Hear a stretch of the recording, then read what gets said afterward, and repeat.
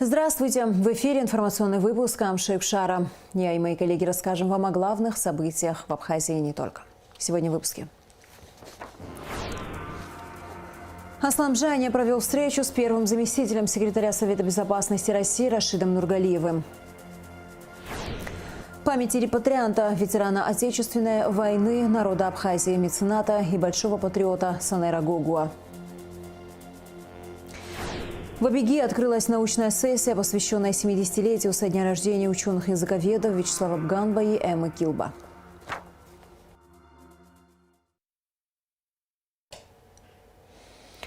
Президент Абхазии Аслан Бжаня провел встречу с первым заместителем секретаря Совета безопасности России Рашидом Нургалиевым. Как сообщает пресс-служба администрации президента, состоялся обмен мнениями по вопросам региональной безопасности и социально-экономического развития Абхазии. С учетом наступающего туристического сезона обсуждены вопросы обеспечения безопасности прибывающих в Абхазию российских туристов. Аслан Бжаня находится в Москве с рабочим визитом. В российской столице президент проведет встречи в администрации президента России, правительстве и Совете безопасности.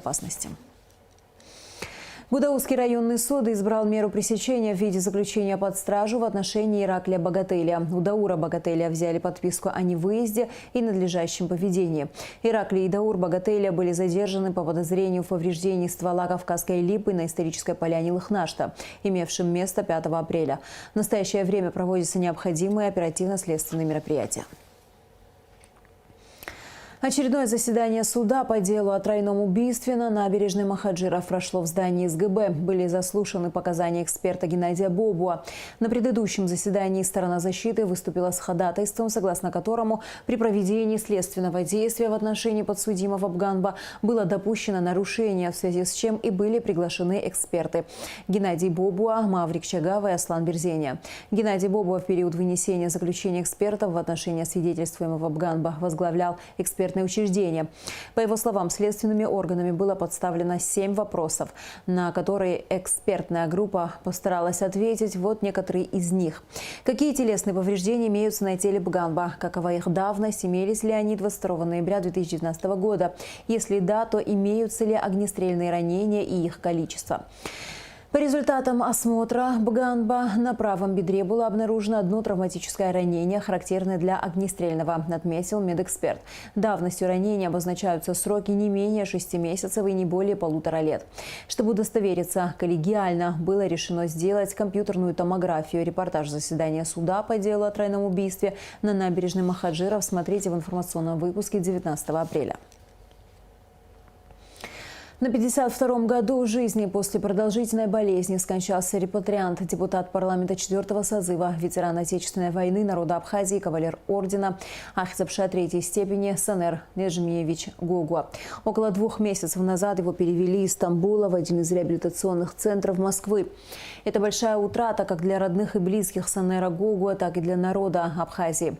Санер Гогуа родился в Турции в семье потомков абхазских махаджиров. Он один из первых студентов-репатриантов, поступивших в Абхазский государственный университет, где и застигла его Отечественная война народа Абхазии. Санер Гогуа воевал в отряде северокавказских добровольцев. После войны был назначен заместителем главы администрации города Гагра, затем помощником директора Башаран-колледжа. В разные годы был генеральным директором фирмы «Элиф», полномочным представителем торгово-промышленной палаты Абхазии в Турецкой республике, вице-президентом ТПП. С 2016 года возглавлял Международный фонд Абсны, основная деятельность которого была направлена на благотворительность. Это помощь социально незащищенным слоям населения, реализация проектов по улучшению демографической ситуации, развитию абхазского языка, помощи многодетным семьям. Особое внимание фонд уделял больным детям. Будучи депутатом парламента, Санер Гогуа проводил огромную работу по налаживанию внешних связей. Его коллеги и друзья отмечают особые лидерские качества и харизму, которыми обладал Санер Гогуа. Я удивлялся его энтузиазму, его стремлению сделать в своей стране что-то правильное и хорошее. После того, как закончилась война, я с ним тогда познакомился. Я знаю, что он приехал в 90-х годах в Абхазию для того, чтобы учиться здесь и учить абхазский язык. И он поступил на филологический факультет. И этот человек очень активно учил этот язык. Все говорят, преподаватели хорошо его учил. И вместе с тем он посещал не только филологические знания, получал он и ходил еще и на экономический факультет, на юридический факультет. Он хотел понять вот мир, для него был Абхазия новый мир, и он хотел постигнуть этот мир, узнать, как устроен этот мир. Это мало кто стремится к такому, а он именно к этому стремился. Ярчайшая личность, очень тяжело о нем в прошедшем времени. Это был преданный друг, отзывчивый человек, гражданин, патриот. И это очень большая, очень тяжелая потеря, очень. Мы с ним вместе, знаете, очень много посвятили усилий лоббированию Абхазии в Латинской Америке. Мы всю Латинскую Америку с Сонером вдвоем вместе, с нами была еще Асида Инапшба и Ираклий Тужба. Но большую часть времени это были мы втроем. Я, Сонер, Асида.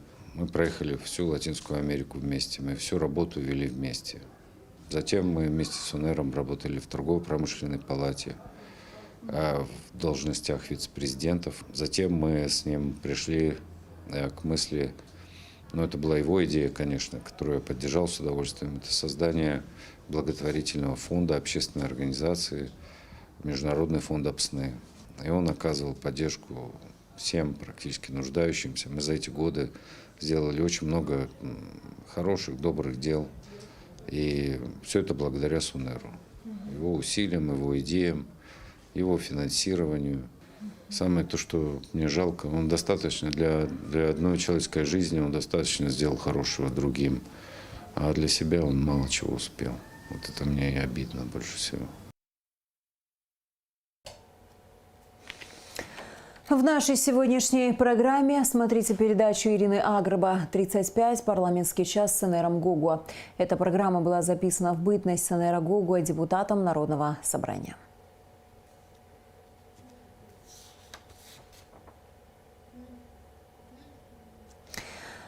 Распоряжением премьер-министра Александра Анкваб создана Государственная комиссия по организации похорон Сонера Гугуа. Возглавляет комиссию первый вице-премьер, министр сельского хозяйства Беслан Джопуа.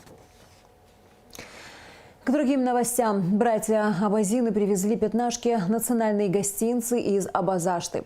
Представители общественной организации «Абаза КШР» Умар Кончев, Ахмед Бетирбиев и Мурат Храчев прибыли в Донецк, чтобы выразить благодарность интернациональной бригаде за героизм и мужество, которое они проявляют при защите государственности Российской Федерации.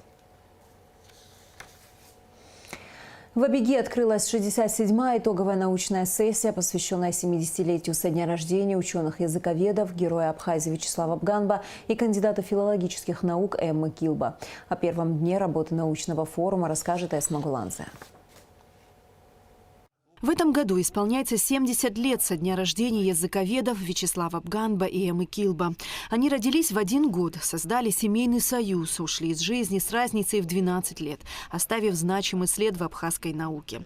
О Вячеславе Бганба можно сказать, ученый, который стал воином. Еще с советских времен он был активным участником национально-освободительного движения. Во время Отечественной войны народа Абхазии был тяжело ранен, побывал в грузинском плену. Вячеслав Бганба – герой Абхазии. То есть он не только неформальный герой, еще и формальный герой. Воевал он на Восточном и Кумистинском фронтах. Во время памятного наступления на Чимчиру в ночь с 25 на 26 октября 1992 года Вячеслав Бганба, тяжело раненый, попал в плен. После этого через некоторое время его обменяли. После того, как его подлечили, он был в состоянии встать в строй, участвовал во всех операциях, сперва как рядовой участник, потом как заместитель командира бригады. Ученый, исследовавший родной язык, герой войны, всем сердцем болевший за судьбу Абхазии. Именно такой сегодня видится личность Вячеслава Бганба. Если говорить о нем как о человеке, он человек абсолютно не воспринимал высокомерие. был лишен всякой вот этой ставшей модной фальши.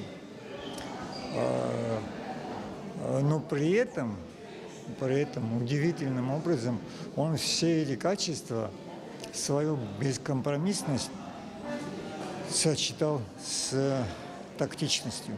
Эмма Килба была специалистом в области грамматики абхазского языка и диалектологии. Кандидат филологических наук, доцент кафедры абхазского языка АГУ. В разные годы она работала старшим преподавателем университета, старшим научным сотрудником, затем заместителем директора АБИГИ. Эмма Киамоновна, занималась определенной областью в изучении абхазского языка.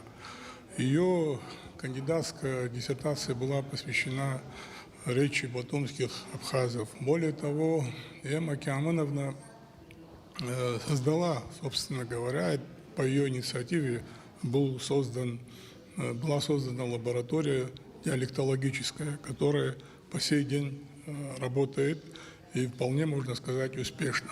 В послевоенные годы благодаря Эмме Килба была проделана большая организационная работа по сохранению Института гуманитарных исследований и объединению коллектива. Институт наш был сожжен. Собственно говоря, не было ни крыши над головой и вообще ничего для того, чтобы начать работу. Может быть, у кого-то даже складывалось впечатление, что этот коллектив невозможно будет собрать. Но я был свидетелем и участником того, что она и Владимир Владимирович Дарсалия, который был сразу во время войны и после войны заместителем директора института, как они собирали нас, как они проводили различные научные мероприятия, чтения и доклады. Я напомню, что это был 1994 год, когда, собственно говоря, о какой-то зарплате или о чем-то речи вообще не было. 67-я итоговая научная сессия АБИГИ продлится до 21 апреля. Эсма Гуланзе, Михаил Братухин, Абхазское телевидение. Продолжаем выпуск. С соревнованиями по пожарно-спасательному спорту отметили в МЧС День пожарной охраны.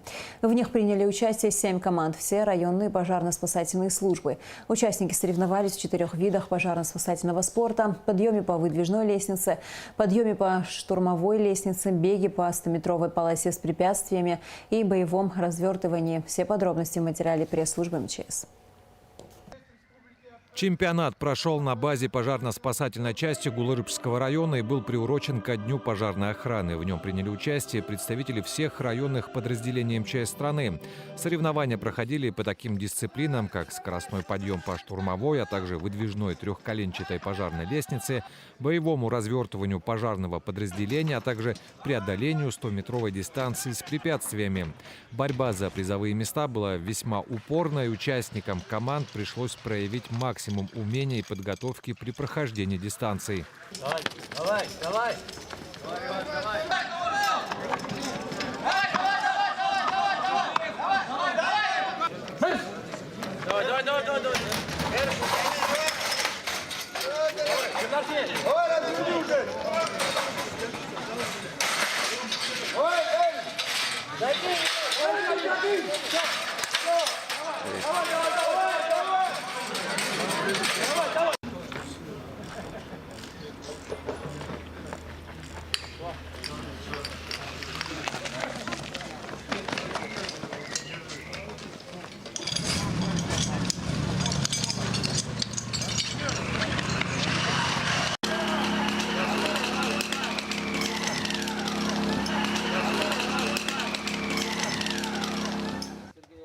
Итоговая таблица чемпионата по пожарно-спасательному спорту выглядит следующим образом. На 3-м месте команда из Ачамчиры, 2-ми были пожарные из ПСО города Сухума, а чемпионом МЧС этого года стала команда пожарно-спасательной части Гулырбского района. Традиционно каждый год проводим такие соревнования. Они нам показывают готовность, боеготовность наших подразделений. И по этому поводу я хочу сказать всем огромное спасибо. Старались. Еще раз вас всех с праздником. Больших побед!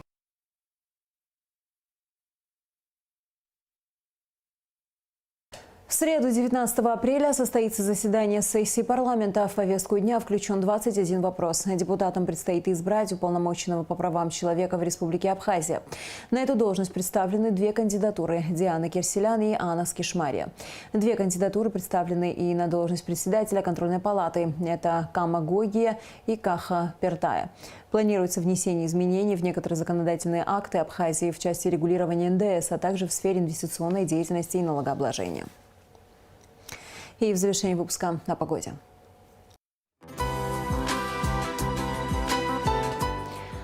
По сообщению Гидрометцентра, в среду 19 апреля на территории Абхазии ожидается переменная облачность, временами дождь, возможно гроза. Температура воздуха ночью 11-16, днем 18-23 градуса, температура морской воды 10 градусов.